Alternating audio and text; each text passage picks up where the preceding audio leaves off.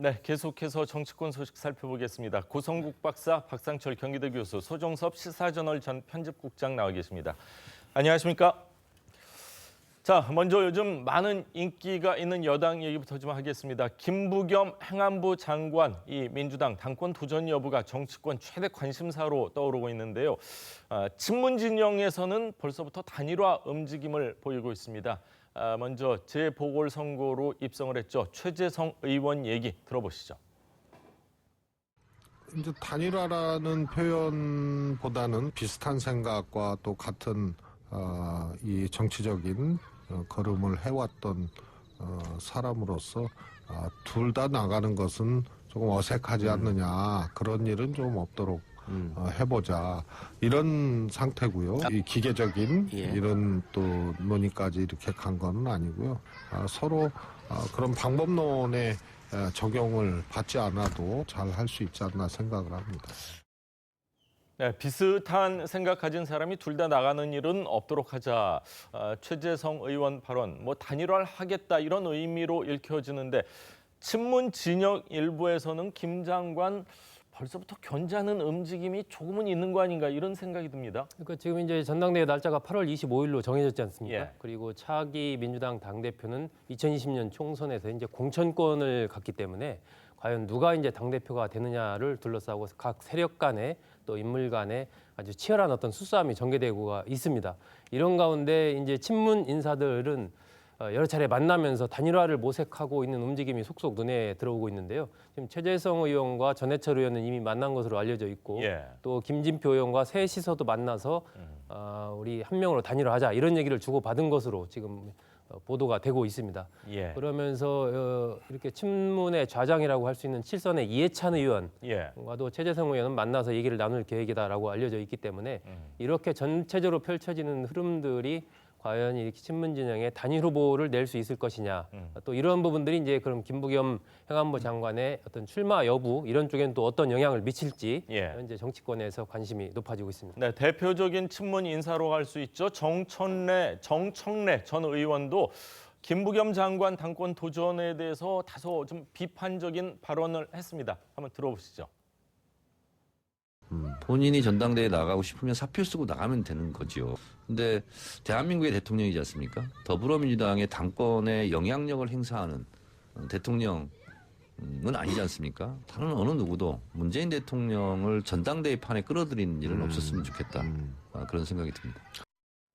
저희가 엊그제 사실은 고 박사님하고 저 문제를 가지고 좀 우스개 이야기도 하고, 대통령께서 나가라고 할 수도 없고 그렇다고 안 나가라 할 수도 없고 그런 얘기를 했었는데, 아무래도 김부겸 장관 하면 친문 핵심이라고 보기에는 또 조금 그 거리는 좀 멀게 느껴지는데, 당권을 잡게 되면은 친문 핵심들 입장에서는 좀 껄끄러울 수도 있겠죠. 이번 당대표 임기가 2년 아닙니까?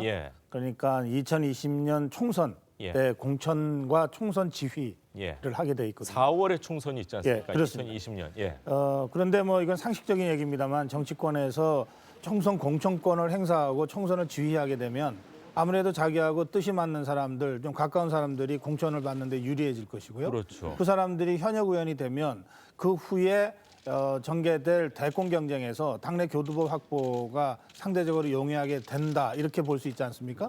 그렇기 때문에 대권을 노리는 사람들 입장에서 총선은 대권으로 가는 가도인 것이고요, 관문인 것이고, 거기에 어떤 사람이 자기 영향력을 더 키우느냐고 하는 건 굉장히 중요한 문제죠. 그러니까 김부겸 장관도 그냥 국회의원이 아니고 대권 후보 중에 한 사람으로 분류되고 있으니까 우선 당장 이 친문 세력들 중에서는 박원순, 이재명 당선자도 아마 불편해할 거다, 이런 얘기들이 맞아면 일종의 이의제의처럼 그렇게 나오기도 하고, 그보다도 더 중요한 것은 총선을 거쳐서도 문재인 정부가 확실하게 중심을 잡고 끝까지 국정 운영을 잘하도록 뒷받침해야 되는데, 만약에 어떤 대권 주자 세력이 당권파가 돼서 자기 행보를 문재인 정부와 다르게 한다면 이거 굉장히 심각한 문제다.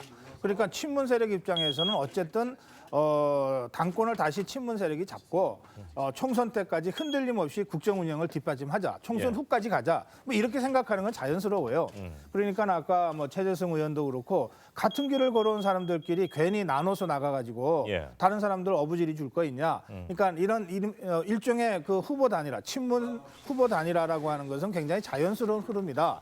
이제 이런 흐름을 미리 읽고 대처를 했어야 되는데 예. 김부겸 장관의 발언 엊그저께도 말씀드렸습니다만 자칫하면은 문심 논란을 자초할 수도 맞습니다. 있다. 조금 그 부담스러운 발언을 했다. 이제 바로 그것이 현실화되고 있는 겁니다. 예. 근데 보통 단일화라고 하면 후보들이 많이 나온 상황에서 여러 후보 가운데 단일화를 하는 거를 보통 생각을 하는데 출마도 안 했는데 단일화하겠다는 거는 이제 그 진짜 뛸 선수를 뽑겠다 뭐 어떻게 보면 이렇게 봐도 되는 건가요? 그렇죠. 좀 제가 그 말씀을 드리기 전에 예. 지금 그 더불어민주당의 전당대회는 분명히 전당대회니까 경선을 하는 거 아닙니까? 맞습니다. 그런데 이 해석을 잘해야 될 것이 지금이 더불어민주당 집권 여당이 당권 경쟁을 본격화시킬 때는 저는 아니다고 봐요. 경선이니까 경쟁은 분명히 하겠지만 예. 어쩌면 문재인 대통령, 문재인 정권한테 국민들이 절대적으로 원한 것들이 있거든요. 그것을 뒷받침하고 같이 할 수 있는 전당대회가 돼야 된다. 이게 전개 스탠스가 이제 약간은 아주 보통 전당대회는 아닐 수 있는 거예요. 과거에 열린우리당을 이제 아마 반면교사를 삼아야 될 겁니다. 9번에 걸쳐서 전당대회를 했거든요. 그래서 당내 개파끼리 계속 내가 선명하다, 내가 앞서다라는 싸움을 하다 보니까 예. 내상을 입어버렸어요. 예. 다시 이제 정권이 이제 재창출이 됐는데 이 상황에서 당권 경쟁을 과연 경쟁을 제대로 한 게 좋으냐 아니면 당을 안정되게 이끌어서 집권당이 국민들이 볼 때 문재인 대통령과 더불어민주당은 안정된 경제와 한반도 평화를 위해서 굉장히 믿을만하다. 그런 것을 전당대회를 통해서 보여야 되거든요. 예. 그러다 보니까 불가피하게 지금 뭐 친문 이야기를 하지 않습니까? 당내 어떤 지배적인 어떤 그 계파가 있는 건 분명해요. 중심 계파가 있는 것은. 예. 그 부분에서 이게 다른 부분까지 단일화하자는 건 아니고 그 예. 부분에서 어차피 뭐 한 번 날아가는 말은 한 번 가는 화살은 되돌릴 일 없지 않습니까? 예. 그래서 단독 선언을 하기 전에 단일화라는 것이 뭐 예를 들어서 뭐 여론조사를 해서 누가 더 앞서냐 이런 식이 아니라 예. 어쩌면 토론에 의해서 지금 현재 3명이 나왔죠. 김진표, 전해철, 최재성. 예. 일단 세 사람은 제가 알기로서는 뭐 몇 번 만난 걸로 제가 좀 얘기를 이야기가 들었어요. 들려요. 예. 그러면 누가 나간 것이 적합하냐에 이야기를 하고 있는 것이고 거기에 대한 단일화, 이게 묘한 단일화죠. 예. 그래서 이제 기계적인 단일화는 아니다라고 이야기했던 것 저는 같고요.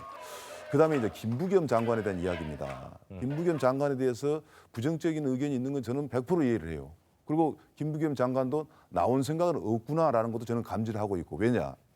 지금이 미래 권력을 다투어야 될 시기는 아니거든요. 예. 더불어민주당이 현재 갖고 있는 시기를 최대화시키려면 집권 세력의 안정감인데 다음에 대권 주자가 누가 될 거냐라고 소용돌이 들어가기 시작하면 더불어민주당이 원래 권력 누수는 안에서 생기지 않습니까? 예. 그래서 이제 김부겸 장관은 아무래도 나서는 것이 여러 사람이 부담스럽지 않겠느냐라는 것이 지금 현재 상황이다. 그렇게 예. 생각합니다. 근데 좀 전에 저도 이 친문 세력의 세 사람이 단일화 얘기를 하는 건 자연스럽다 이렇게 말씀드렸는데 네. 근데 이제 이게 의도와 관계없이 다른 결과를 갖고 올 수 있어요. 어떤 말하자면 결과죠? 친문 세력의 핵심 리더들끼리 예. 뭐 이 함께 뭘 도모하자 그러면 그 세 사람 아닌 다른 사람들은 예. 이제 비문이 되거나 뭐 범문이 되거나 이렇게 됩니다. 예. 그러면 진문은 누구냐 그럼 친문 세 사람 중에 진짜 그러면 이 문재인의 복심은 누구냐 진문 논란이 있을 수 있습니다. 옛날에 뭐 진박 논란처럼 그렇습니다. 말씀하시는 거 예. 진박 한별싸움 그렇습니다. 이렇게 나옵니까? 이게 예. 권력은 아버지하고 아들도 같이 못 나눈다는 거 아닙니까? 예. 그러니까 저는 더불어민주당도 어차피 4년 후에 정권 재창출을 위해서 치열한 내부 경쟁이 불가피해요. 예. 이거를 인위적으로 막으면 사고가 생긴다. 예. 불상사가 생긴다. 그 점에서 저는 우리 박 교수가 이번 전대는 좀 다르다. 문재인 정부를 튼튼하게 뒷받침하는 이 전대여야지 예. 차기 권력을 둘러싼 이런 경쟁이 되어서는 안 된다. 이렇게 말씀하셨지만 권력의 속성상 예. 이걸 우선 가릴 수도 없고 그렇죠. 그리고 그것은 차기를 둘러싼 경쟁은 안 돼라고 억제한다고 해서 억제가 되겠는가. 그렇죠. 차라리 활짝 열어놓고 권력의 성격 그대로 예. 제대로 경쟁하게 하고 오히려 경쟁 후에 함께 할 수 있는 방법이 뭐가 있는가 예. 이렇게 지혜를 모으는 것이 현실적이다. 국회의원 사실 출마할 정도면 뭐 권력에 대한 욕망이나 욕심이 있기 때문에 사실은 뭐 몇 선 의원들을 하시는데 싸워보지도 않고 단일화를 한다는 이야기에는 저는 사실은 조금은 생소한 느낌이 드는데 제가 하나만- 과연 어떠한 하나만 형식으로 진행이 보충을 될지. 말씀드리면 지금 집권당이 돼가지고 예. 권력의 중심에 누가 있느냐, 뭐 예를 들면 뭐 아까 뭐 친문, 뭐뭐 옛날 뭐 밀박, 뭐 친박에 대한 여러 가지 용어가 나왔지 않습니까? 네. 그 단어가 나오는 순간 그건 집권당으로서 이미 자격을 상실할 수밖에 없다. 예. 지금 현재 국민이 원하는 게 적폐청산이냐, 아니면 경제 문제냐, 예. 라는 것에 대한 정확한 답변을 할 수 있는 후보를 정하자 대표주자로 예. 이런 논의를 하는 것이 저는 합리적인 논쟁이라 보기 때문에 권력 싸움 외에도 고려를 해야 될 것이 더불어민주당의 전당대회다. 이번에 전당대회는 그렇게 생각합니다. 예, 그렇군요. 대통령께서 지금 뭐 규제 개혁과 관련해서 가장 답답하다고 하시니까 전당대회도 뭐 사업하시는 분들을 위해서 규제 개혁과 관련해서 어떤 특별한 비전을 보여주시는 분들에게 좀 후한 점수가 가지 않을까 뭐 그런 생각도 드는데, 자, 청와대를 떠나는 진성준 비서관, 박원순 시장을 보좌하는 부시장 자리로 어떻게 보면 좀 영전을 했다고 표현을 해도 될까요? 그 진성준 청와대 정무기획비서관이 이제 다음 달부터 서울시 정무부시장으로 일하게 됐다 이렇게 예. 어제 기자들한테 밝혔습니다. 이 진성준 전 비서관은 민주당 전략기획위원장을 2차례 지낸 일종의 이제 전략통으로 알려져 있는 그런 인사죠. 예. 그렇기 때문에 서울시 정무부시장으로 가는 부분들이 이제 박원순 시장과 관련해서 주목을 받고 있는 겁니다. 결국 박원순 시장의 어떤 이 대권 플랜 그리고 현재 권력의 주류를 형성하고 있는 이른바 386 그룹들과의 채널을 좀 더 단단하게 하기 위한 하나의 그런 방법으로 진 전 비서관을 정무부 시장으로 영입한 것 아니냐 예. 이런 분석이 나오고 있고요. 진 전 비서관은 지난 총선 때 강서을에서 출마를 했다가 예. 지금 자유한국당의 김성태 권한대행과 맞붙어서 이제 패배를 했었죠. 예. 근데 역대 정무부 시장들을 보면은 서울시 정무부 시장을 지내고 나서 정치적인 체급을 키운 경우가 많이 있죠. 많이 있습니다. 예.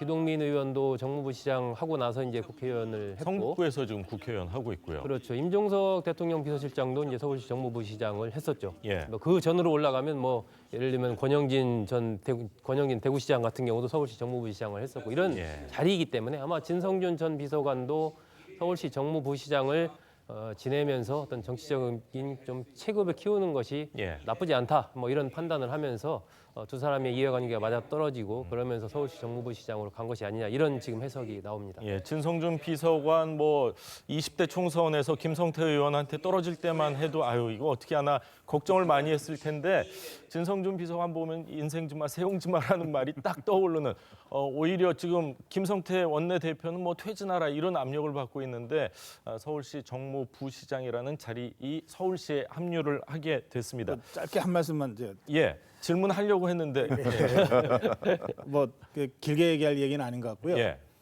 이게 청와대에서 보낸 거냐, 예, 아니면 박원순 시장이 영입한 거냐, 뭐 양측면이 같이 있지만 예, 비서관은 대통령의 비서거든요. 예. 그러니까 가고 싶다고 해서 갈 수 있는 자리는 아닐 거예요. 그러니까 아마 진성준 비서관 대통령한테 박원순 시장 쪽에서 요청이 있어서 가도 되겠습니까? 최소한 그렇게는 했을 거고요. 그렇죠. 예, 그리고 서울시 정무부시장 자리가 송윤배 정무비서관 만들기 위해서 진성준 비서관을 어딘가로 보내야 되는데 받아주시오 이런 자리는 또 아니거든요. 그럼요. 그 점에서 예. 저는 박원순 시장의 영입 노력이 진성준 비서관의 정무부시장 영입으로 예. 현실화됐고 그 과정을 문재인 대통령이 허가했다. 사실상 예. 저는 그렇게 해석을 합니다. 예. 그렇다면 상당히 중요한 정치적 의미와 전략적 의미가 내포되어 있는 인사다. 좀 주목할 필요가 있다. 이렇게만 말씀드립니다. 박원순 서울시장하고 지금 청와대와 거리가 좀 가까워졌다 이렇게 봐도 되겠죠?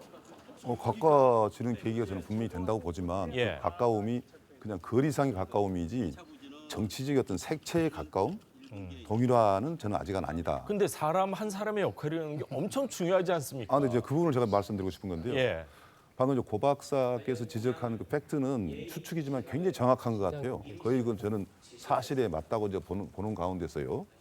저는 이제 그 진성준 비서관이 어쩌면 본인 정치를 위해서 점점 자유를 얻어가면서 향해 가고 있다라는 걸 보고 있고요. 이제 박원순 시장 입장에서 이런 부분을 생각할 수가 있어요. 지금 비서실장 하고 있는 임종석 비서실장 있지 않습니까? 같은 경우 문재인 대통령이 후보 시절에 사실은 임종석 그 비서실장이 외형상은 박원순의 사람으로 생각을 했었거든요. 예. 근데 박원순의 사람을 바로 비서실장으로 두게 되니까 박원순 시장이 경선에서 힘을 쓰는데 상당히 초반에 힘을 잃어버렸고 역으로 문재인 후보가 굉장히 강력한 후보로 되는데 큰 도움된 사람이 정무부시장을 서울부시장을 했던 임종석 현재 비서실장이거든요. 그래서 활용 여하에 따라서 예. 박원순 시장이 진성준 비서실장을 자기가 대권 가도록 하는데 제2의 임종석 실장으로도 활용할 수는 있겠다라는 이제 어떤 이 계산은 보이지만 예. 그것이 과연 정치적으로 청와대와 박원순의 결합이다는 저는 아직까지는 아니라고 봅니다. 그렇군요. 정무부시장, 사실 정무자가 들어간 역할을 하시는 분들의 가장 큰 임무 중에 하나가 많은 사람을 만나면서 식사하고 소통하는 그런 자리이기 때문에 아마 진성준 부시장도 아마 그런 역할에 있어서 뭐 본인의 뭐 정치적 역량을 키우는 것도 중요하지만 또 시장으로 모시는 분을 위해서도 열심히 뛰면서 청와대와 조금은 가까워질 수 있다, 이런 해석도 가능할 것 같습니다. 자, 이번에는 뭐 대량 난감 이 한국당 얘기를 좀 하도록 하겠습니다. 어제 의총이 열렸는데 공개석상에서요, 친박, 비박 간 갈등이 그냥 고스란히 불거져 나왔습니다. 어떤 얘기가 나왔는지 들어보시죠. 이선으로 좀 물러앉아서 비대위 굴러가는 거 좀 보게 좀 그냥 도와주십사 하는 얘기고, 서청원 전 개파의 수장이 당을 떠나셨고 후속으로 김무성 대표도 개파를 이끌어오셨기 때문에 결단을 해야 된다. 원내대표 원내 사퇴 만약에 하신다고 치면 그러면 지금 원구성이고 뭐고 다 뒤로 밀리는 거예요. 이 지긋지긋한 귀신과의 싸움이 저는 끝났다고. 솔직히 친박이 어디 있는데 다 죽었죠. 그 좋아하는 건 부모님도 안 했어요. 뭐가 적폐라는 겁니까? 뭐가 그렇게 죽을 죄를 졌다는 겁니까? 예.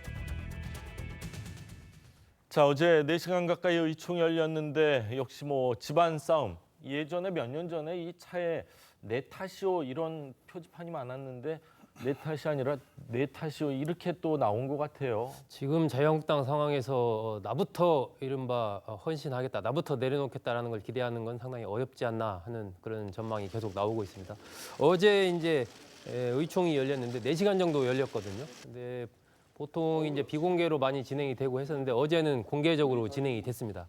그러면서 갈등이 전면적으로 그대로 다 노출이 됐는데 이 친박계 쪽에서는 김무성 의원의 탈당 그리고 김성태 권한대행의 사퇴 이런 것을 강하게 요구를 했습니다. 홍문종 의원 같은 경우는 친박 비박 말고 이념으로 나누자, 안 되면 분당이라도 해야 된다라면서 이제 분당이라는 단어까지 입에 올렸고요. 비박계 입장에서는 아니 지금 권한대행이 그나마 당을 체제로 해서 이끌고 있는데 권한대행 뭐 사퇴하라고 하면 당을 어떻게 하자는 거냐, 그리고 현재 원구성 협상 이런 부분들도 남아 있는데 그런 건 누가 하자는 거냐 하면서 또 강하게 반발하는 이런 식의 어떤 공방전이 이제 계속 진행이 되면서 새로운 진로를 찾는데 상당히 어렵다라는 부분을 다시 한번 또 노출을 했습니다. 그렇군요. 자, 성남시에 사시는 특히 이 분당구에 사시는 분들이 가장 얘기 싫어하는 게 정치권 얘기하다 뭐 분당 얘기 나오면은 정말 기분이 나쁘다는 얘기를 많이 하시더라고요. 자, 어제 또다시 김성태 권한대행 거취를 놓고요, 개파 간의 갈등이 불거졌는데 김성태 권한대행의 이야기 직접 들어보시죠. 의원들의 그런 고견과 진정 어린 이 충고도 제가 정말 가슴 깊게 받아들이고 앞으로 저희가 쇄신과 변화를 통해서 다시 거듭 태어나는 그런 큰 토양이 되도록 하겠습니다. 네, 이제 총선이 1년 10개월 정도 남았는데 개파 갈등 빨리 잠재우지 않으면 1년 10개월 정말 빨리 갈 것 같다는 생각인데, 자, 안상수 비대위 준비위원장 뭐 다음 주 주말쯤 비대위원장 후보 뭐 5에서 6명으로 압축하고 인선에 속도를 내겠다 했습니다. 과거 뭐 성공 비대위로 꼽히는 뭐 민주당의 김종인 비대위, 새누리당 시절 박근혜 비대위, 이 두 비대위에서 배워야 할 점이 있을 것 같은데 지금 한국당 비대위에 꼭 필요한 점이 뭐라고 보십니까? 참 어려운 질문이지만 고언을 해주시죠. 그 박근혜 비대위와 김종인 비대위, 이게 두 비대위가 다 성공한 비대위로 평가받고 있는데요. 예. 이 두 비대위에서 아무리 배우고 싶어도 여건이 안 돼서 배울 게 없어요. 예. 우선 너무 그 혹평을 하시는. 아니 그래도 그게 예. 혹평이 아니라 객관적 사실을 제가 설명드리는 거예요. 네. 두 비대위의 성공 요인으로 몇 가지를 꼽잖아요.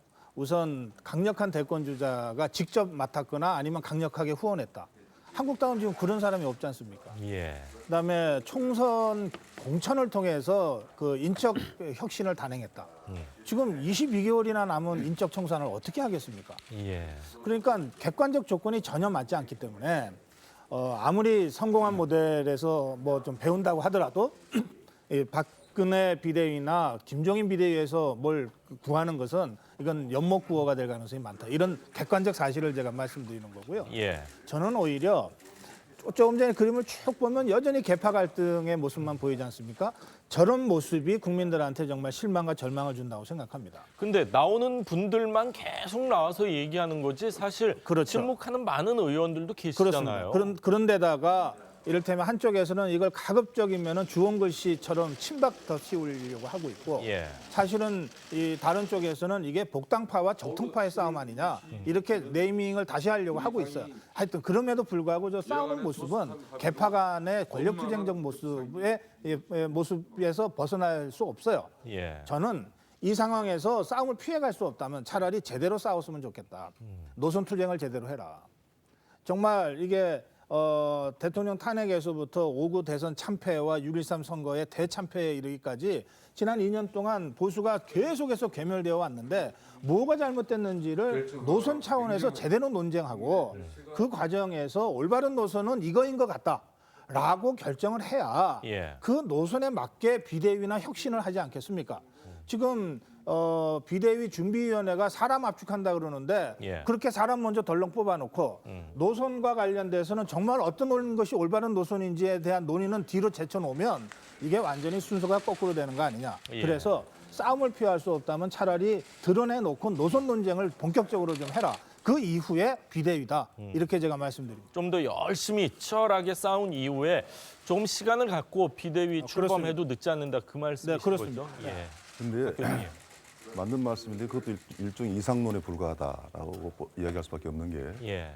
지금 저 말을 계속 토론을 시키봤자 이 노선 투쟁이라는 것은 노선이 있는 사람끼리 토론을 하는 거예요. 예. 그러나 지금 자유한국당의 모습은 집안 싸움이다. 이 상태에서 놔두면 계속 집안 싸움밖에 할 수밖에 없다고 저는 진단이 되고 그건 본인들도 느낄 거예요. 그러면 과연 그럼 자유한국당이 앞으로 방향은 뭐냐? 과거에서 저는 찾아봐야 된다고 보거든요. 저는 이 야당 중에서 가장 힘 있는 야당 중 하나가 저는 한나라당의 한 시절이었다고 봐요. 친이와 친박이 서로 대립했고 치열하게 경쟁을 했지만 예. 그런 두 계보가 살아있으면서 가장 강력한 힘을 발휘했고 두 번에 걸쳐서 정권 재창출해냈거든요. 예. 그런데 이것이 새누리당을 만들면서 그 좀 지나서 2년 전에 공천 과정 여러분 다 알지 않습니까? 거의 코미디 같은 수준이었어요. 새누리당에서 비박을 뿌리채 뽑아내버리겠다라는 공천을 하다 보니까 그때부터 오늘까지 이 모양 이걸로 왔단 말이죠. 그러면 예. 이 상황을 인정을 한다면 이 상황에서 더 이상의 대화는 안 된다. 그렇다고 해서 다 없어지자는 게 아니라 요새 뭐 빅텐 트론도 나오고 어쩌고 그러지만은 어차피 비대위원장을 선임한다 그러면 한 사람 정해야 될 겁니다. 그러면 이 자유한국당은 물론이고 안에 여러 가지 친박 비박이 있다 칩시다. 또 바깥에 나가 있는 바른미래당 중에서 명분만 있으면 보수 야권으로 오고 싶은 사람도 있잖아요. 그래서 저는 정말 이 시점에서야말로 본인들이 일단 이야기했던 것 제3지대의 비대위원장이 끌고 갈 수 있는 사람을 옹립해서 예. 진짜 누구를 비대위원장 할 거냐라는 거 하나 가지고 저는 이 토론을 하고 서로 아닌 말로 치고받았으면 좋겠다. 지금 이 자리에서 저분들한테 뭐 앞으로 한국 보수 이 수권 야당의 노선을 어떻게 할 것이냐라고 논쟁시켰다가는 더더욱 안 좋은 모습을 볼 수 있기 때문에 이분들은 예. 앞으로 22개월 동안에 원내 전념을 하고 예. 원내 전념을 하고 정말 보수 야당이라는 것을 어떤 한 지대에서 비상한 그 위원회에서 만들어내는 방법을 찾아라. 그 이야기를 하고 있습니다. 그렇군요. 근데 저렇게 싸우는 모습 보면서 내가 한번 비대위원장 해서 저 사람들을 어떻게 잘 좀 통솔해 보겠다 이런 마음을 갖는 것보단 야, 내가 저기 가서 할 수 있는 게 뭘까? 이런 마음이기 때문에 뭐 다음 주까지 뭐 5-6명으로 압축을 한다고 하는데 최종적으로 한 명으로 비대위원장을 모시는 것조차도 지금 현재로서는 쉽지 않을 수도 있겠다 이런 생각까지 드는 상황입니다. 자, 다음 얘기를 좀 하겠습니다. 드루킹 특검 이야기를 좀 해보겠는데요.